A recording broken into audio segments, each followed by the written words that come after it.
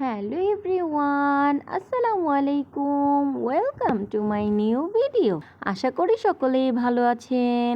আলহামদুলিল্লাহ, আমিও ভালো আছি। সারাদিন আমি কি কি কাজ করি, বাচ্চাদের নিয়ে আমার সময় কিভাবে কাটে, সেটাই তুলে ধরবো এই ভিডিওর মাধ্যমে। সকালে উঠে সর্বপ্রথম আমি ফ্রেশ হয়ে নিই। তারপর আমি নাস্তা বানানোর জন্য সব কিছু রেডি করে নিই। আমি নাস্তা তৈরি করতে করতে আমার হাজবেন্ডের অফিসে যাওয়ার সময় হয়ে যায়। সে উঠে ফ্রেশ হয়, গোসল করে, তারপর আমি তাকে নাস্তা দিই। নাস্তা খাইয়ে তাকে বিদায় দিয়ে তারপর আমার কাজ শুরু করি। সকালের নাস্তা খাওয়ার আগে আমি কিছু কাজ আগেই সেরে নিই। যেমন আমি বিছানাটাকে আগেই গুছিয়ে তারপর রুমগুলো সম্পূর্ণ ঝাড়ু দিয়ে বেবিদেরকে খাইয়ে তারপর আমি খাওয়া দাওয়া করি। সকালের নাস্তা সেরে তারপর আমি অন্যান্য কাজ করি।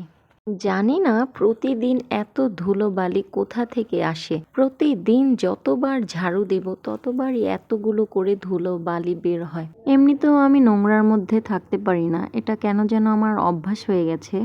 তাছাড়া বাসা পরিপাটি থাকলে মনও ভালো লাগে, অনেক শান্তি লাগে। আর আমার বেবিরা যেহেতু ঘুরে ঘুরে ঘরের ভিতরেই খেলা করে, বারান্দায় যেয়ে খেলা করে, এর জন্য আমি সব কিছু পরিষ্কার রাখারই চেষ্টা করি, যাতে করে ওরা ভালোভাবে খেলতে পারে। আর ভালোভাবে খেললে মন শান্তি থাকবে এবং পরিষ্কার পরিচ্ছন্নতা থাকলে ওদের শরীরও সুস্থ থাকবে। এর জন্য আমি সেই দিকটা খেয়াল রেখে আমি সম্পূর্ণ সব কিছু পরিষ্কার রাখি। শুধু যে বাচ্চাদের জন্য পরিষ্কার করে রাখি তা কিন্তু না, বাসা পরিপাটি থাকলে, পরিষ্কার থাকলে আমার কাছেও খুব ভালো লাগে। আর আমার পরিষ্কার থাকতেই খুব ভালো লাগে। এই তো রুমগুলো সব ঝাড়ু দেওয়া শেষ, তারপর আমি নাস্তা সেরে নিয়েছি।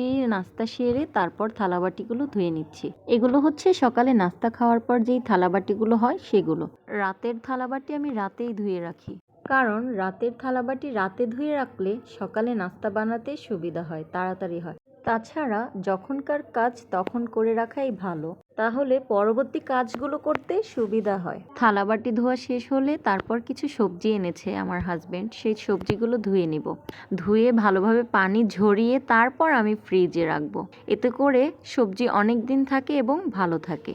এর আগেও একদিন কাঁচা আম এনেছিল, তখন আমরা বানিয়ে খেয়েছিলাম, এর জন্য আবার এনেছে। বেশি আনতে নিষেধ করি, কারণ বেশি আনলে দেখা যাবে যে তখন আর খেতে ইচ্ছা করবে না। এর জন্য বলেছি যে অল্প আনবে, অল্প খাবো, শেষ হলে আবার আনবে। যেহেতু কাছেই বাজার, আর সবজি কতগুলো এনে নষ্ট করে লাভ নেই।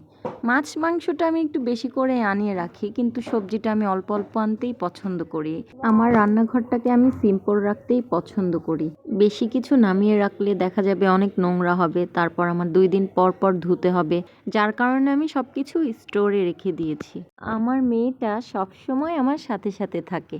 এখন আমি রাতের রান্নার জন্য প্রস্তুতি নিব। আমি সবসময় রাতেই রান্না করি, কারণ রাতে রান্না করলে আমার হাজবেন্ড এসে গরম গরম খাবার খেতে পারে। সে একটু গরম গরম খাবার খেতে পছন্দ করে, যার কারণে আমি রাতেই রান্না করি।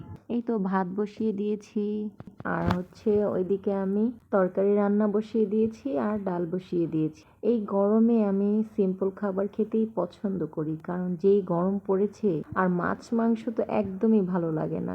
কয়েকদিন খেয়েছি, এখন আর ভালো লাগে না, খুব বিরক্ত লাগে, তাই সবজি রান্না করব। যেই গরম পড়েছে, এই গরমে এমনিতে থাকলেই ঘেমে যায়, আর তো রান্না করছি, তাই একটু ঘামটা মুছে নিই। এদিকে আমি ভেন্ডি দিয়ে আলু দিয়ে বড় চিংড়ি মাছ রান্না করছি আর পাতলা ডাল।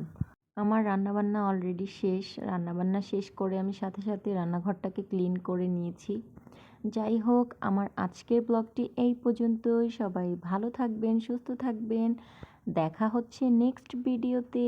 আল্লাহ হাফেজ।